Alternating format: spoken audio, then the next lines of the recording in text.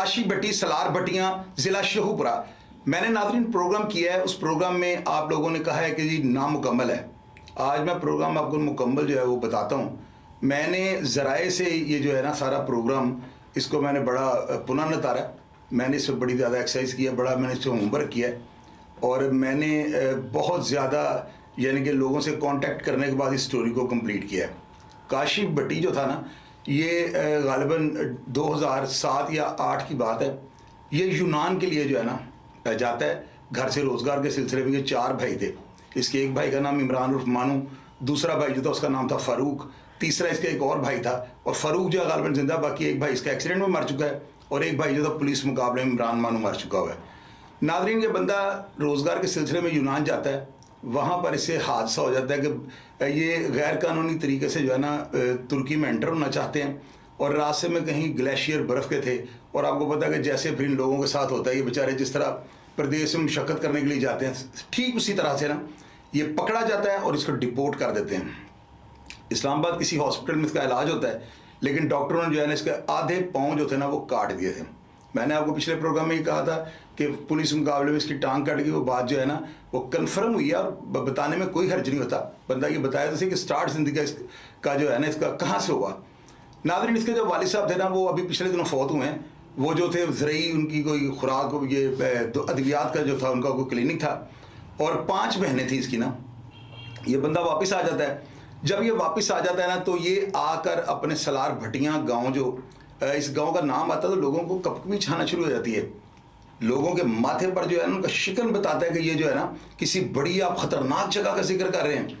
سلار بٹیاں جو ہے نا یہ بڑا بدنام, اور لوگ بتاتے ہیں, میں نے جس ذرائع سے یہ ساری تفصیلات لی ہیں, وہ لوگ بتاتے ہیں کہ جی یقین کیجئے کہ وہاں پر لائنیں لگی ہوتی تھیں منشیات دینے کے لیے. اسی منشیات کی جو ہے خرید و فروخت کی وجہ سے جو ہے نا ان کا مخالفین کے ساتھ جھگڑا ہوتا ہے, اور وہاں پر لوگ بتاتے ہیں اندھا دھند فائرنگ ہوتی ہے. اور اس فائرنگ کے بعد جو ہے نا وہ بندہ جو بڑے سیاسی اثر و رسوخ رکھتا تھا ان کا مخالف, وہ بھی غالباً بھٹی برادری کا تھا, وہ اپنے سیاسی اثر و رسوخ کو استعمال کرتے ہوئے اور پولیس افسران کو ساتھ لے کر اس کا جو گھر ہے نا اس کو بلڈوز کروا دیتا ہے.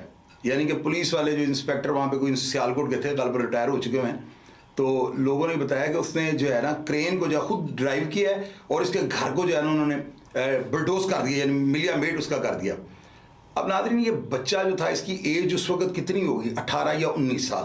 جب یہ مرا ہے اس کی عمر 24 سال تھی. اور آپ یہ دیکھیں کہ میرے پروگرامز کو آپ کھول کے دیکھیں, میں آپ کو بتاتا ہوں کہ یہی ایج جو ہے نا آپ کو اچھے اور برے کی تمیز نہیں ہوتی. اگر ہوتی بھی ہے تو آپ کا دماغ جو ہے نا وہ گرمی جو کھاتا ہے فوری طور پہ آپ ریئیکشن جو ہے بڑا زبردست دیتے ہو, تو اس وجہ سے جو ہے نا مصیبت یا موت آپ کو اپنی آگوش میں لے لیتی ہے. اسی نوجوان کے ساتھ پھر اسی طرح ہوا. یہ کہانی جو ہے میری پچھلی ساری کہانیوں کے ساتھ جو ہے بالکل میچ کرے گی. میرا وہی مضمون, وہی کہانی اور وہی میرا پیٹرن ہے.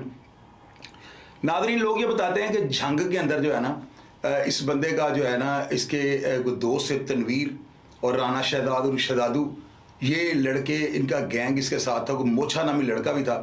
تو جھنگ کے اندر ان کا پولیس مقابلہ ہوتا ہے, اور وہاں پر انہوں نے پولیس پر راکٹ لانچر جو ہے نا وہ بھی داغی. یہ ذرائع نے مجھے بات بتائی ہے, اور اخبارات کی بھی یہ شہ سرخیاں بنی ہیں یہ باتیں ساری, تو میں وہی باتیں آپ سے شیئر کر رہا ہوں. اس کے بعد ناظرین, ان کا جو دوست موچھا تھا نا یہ وہاں پر جھنگ کے اندر جو ہے نا پولیس مقابلے میں مر جاتا ہے. وہاں سے کاشی اور اس کے ساتھ 1-2 دوست نکل جاتے ہیں. وہاں پر تنویر تیرو جو اس کا بہنوئی تھا, اور وہاں پر شہزاد رانا جو ہے نا یہ پکڑے جاتے ہیں.